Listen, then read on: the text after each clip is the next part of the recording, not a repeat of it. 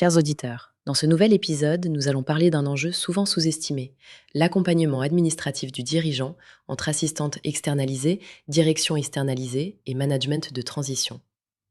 Lorsqu'une PME entre dans une phase de forte croissance, de structuration ou se prépare à être cédée, la charge sur le back-office du dirigeant explose. Beaucoup pensent que déléguer quelques tâches suffit, mais sans structuration, l'efficacité est vite compromise. L'accompagnement administratif ne se limite pas à gérer l'agenda ou la paperasse.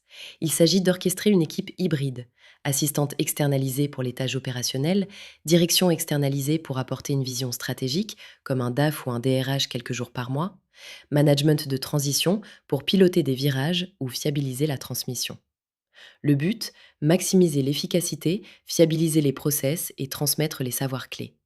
La recette, des routines de coordination régulières, points hebdo entre le dirigeant, ses supports et les experts externalisés, des outils partagés, plateformes documentaires centralisées, checklists de tâches, organigrammes mis à jour, et surtout des KPI précis comme le taux de tâches déléguées ou la satisfaction du dirigeant.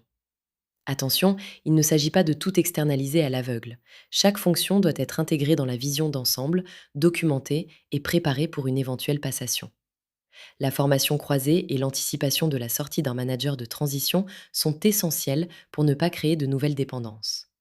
En résumé, professionnaliser l'accompagnement administratif du dirigeant, c'est investir dans la résilience et la valeur de votre entreprise.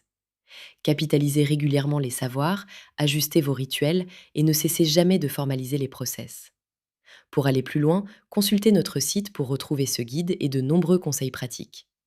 N'hésitez pas à partager cet épisode et à vous abonner pour ne pas rater les prochaines thématiques.